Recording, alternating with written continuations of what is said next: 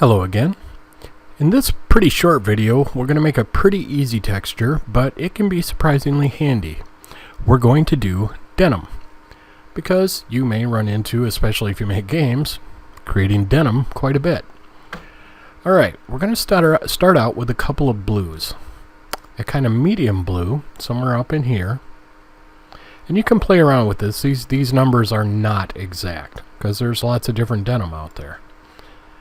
And a dark blue in the background, something pretty darn dark you're going to want to find. Alright, the first thing we're going to do is just fill this layer. Now we have to already have our background dark blue set up, because in our next operation we're going to use a filter that's going to work with both colors. So we'll go to Filter Gallery, going to go to Sketch and Halftone Pattern.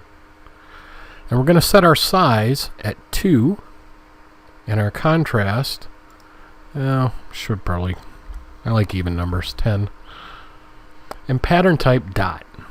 And you should get something that looks like this. We're going to OK that.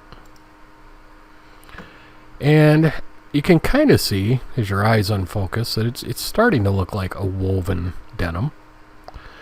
But denim has a surprising amount of color variation to it if you really look at it up close. So we're going to go into Filter.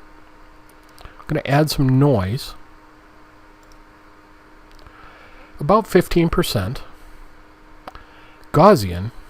But we're going to uncheck monochromatic so that we get the darker blues and purples that go in with it. There we go, guys. You have a pretty simple denim pattern. I guess it'll be on to the next video. That one was quick and easy. I'll see you there.